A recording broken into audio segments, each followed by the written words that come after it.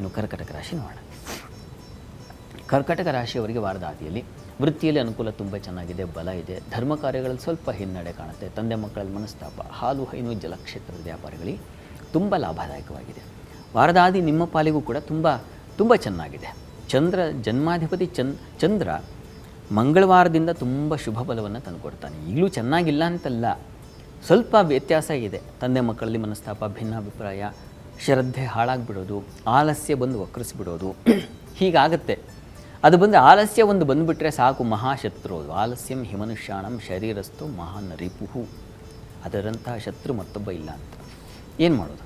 ಅದು ಎರಡು ಈ ಭಾನುವಾರ ಬಂತು ಅಂದರೆ ಸಾಮಾನ್ಯವಾಗಿ ಎಲ್ರಿಗೂ ಅಂಥದ್ದೊಂದು ಆಲಸ್ಯದ ಛಾಯೆ ಎಲ್ರಿಗೂ ಆವರಿಸಿಬಿಡುತ್ತೆ.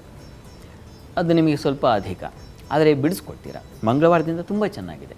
ವೃತ್ತಿಯಲ್ಲಂತೂ ಕಾರ್ಯಸಿದ್ಧಿ ಹೇಳಿದೆ. ಹೀಗಾಗಿ ಕೆಲಸ ಕಾರ್ಯಗಳಲ್ಲಿ ಅನುಕೂಲ, ಸ್ತ್ರೀಯರಿಗೆ ಅಧಿಕಾರದ ಬಲ ಇತ್ಯಾದಿ ಎಲ್ಲ ತುಂಬ ಚೆನ್ನಾಗಿದೆ. ಅನುಕೂಲದ ಫಲ ಕಾಣಬಹುದು, ತಾವು ಸಂಶಯ ಬೇಡ. ಇನ್ನು ವಾರಾಂತ್ಯ ನೋಡೋಣ. ವಾರಾಂತ್ಯದಲ್ಲಿ ನಿಮಗೆ ವೃತ್ತಿಯಲ್ಲಿ ಹೇಗಿರ್ತದಪ್ಪ ಅಂತಂದರೆ, ಚಂದ್ರ ವೇದದಲ್ಲಿ ಸಂಚರಿಸ್ತಾನೆ ಗುರುವಿನ ಜೊತೆಗೆ. ಸ್ವಲ್ಪ ಹುಷಾರಾಗಿರಬೇಕು ವೃತ್ತಿಯಲ್ಲಿ. ಸ್ತ್ರೀಯರಿಗೆ ಅಧಿಕ ವ್ಯಯ, ಆಪ್ತರಿಂದ ನಷ್ಟ ಸೂಚಿಸ್ತಾ ಇದೆ. ತುಂಬ ಹಚ್ಕೊಂಡಿರ್ತೀರ, ಅವರಿಂದಲೇ ನಿಮಗೆ ತೊಂದರೆಗಳಾಗ್ಬಿಡ್ತಕ್ಕಂತಹ ಸಾಧ್ಯತೆಯನ್ನು ಸೂಚಿಸ್ತಾ ಇದೆ. ಬಂಧು ಮಕ್ಕಳಿಂದ ಕೂಡ ಅನುಕೂಲದ ವಾತಾವರಣ ಇದೆ. ಕರ್ಕಟಕ ರಾಶಿಯವರಿಗೆ ಚತುರ್ಥದಲ್ಲಿ ಸಂಚರಿಸ್ತಾ ಇದ್ದಾನಲ್ಲ ಬುಧ, ಒಳ್ಳೆಯದೇ ಅದು. ಹೀಗಾಗಿ ಆತಂಕ ಬೇಡ, ಚೆನ್ನಾಗಿದೆ. ಆರೋಗ್ಯದಲ್ಲಿ ಸ್ವಲ್ಪ ವ್ಯತ್ಯಾಸ ಕಾಣ್ತೀರಾ. ಜನ್ಮಾಧಿಪತಿ ಅಷ್ಟಲ್ಲದೆ ವ್ಯಯದಲ್ಲಿ ಅಲ್ಲದೆ ರೋಗಸ್ಥಾನದಲ್ಲಿ ಮಾಂದ್ಯ ಉದಿಯಾಗುತ್ತೆ ವಾರಾಂತ್ಯದಲ್ಲಿ. ಸಾಲ, ಶತ್ರುಗಳ ಬಾಧೆ, ಇವುಗಳ ವಿಚಾರದ ಸ್ವಲ್ಪ ಹುಷಾರಾಗಿರಬೇಕು. ರೋಗ ಬಾಧೆ ಇದು ನಿಮ್ಮನ್ನು ಕಾಡುವುದು, ಶೀತ, ನೆಗಡಿ, ಕೆಮ್ಮು ಇವುಗಳ ಬಾಧೆ, ಸ್ವಲ್ಪ ಹುಷಾರಾಗಿರಬೇಕು. ವೃತ್ತಿಯಲ್ಲಿ ಮಾತ್ರ ಅನುಕೂಲ ಚೆನ್ನಾಗಿದೆ. ಹೀಗಾಗಿ ಆತಂಕ ಬೇಡ, ಕೆಲಸ ಕಾರ್ಯಗಳಲ್ಲಿ ಆತಂಕ ಬೇಡ. ಇದರ ಹೊರತಾಗಿ ನಿಮಗೆ ಏನಪ್ಪ ಒಂದು ನಷ್ಟ ಅಂತಂದರೆ, ಗುರು ವ್ಯಯಕ್ಕೆ ಹೋಗೋದು. ಅದು ಏನು ಮಾಡುತ್ತೆ, ಆತ್ಮೀಯರ ಜೊತೆಗೆ ಯಾವ ಬಾಂಧವ್ಯ ಇತ್ತೋ ಅದನ್ನು ನಷ್ಟ ಮಾಡುತ್ತೆ.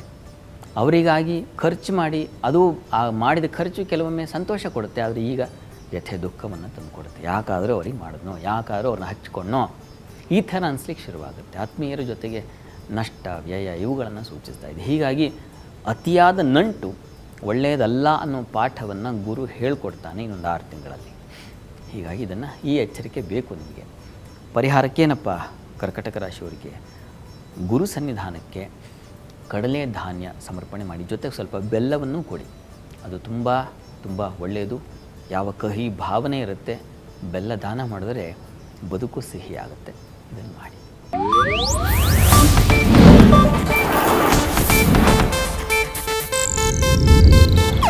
ಇದು ಏಷ್ಯಾನೆಟ್ ನ್ಯೂಸ್ ನೆಟ್ವರ್ಕ್ ಪ್ರಸ್ತುತಿ.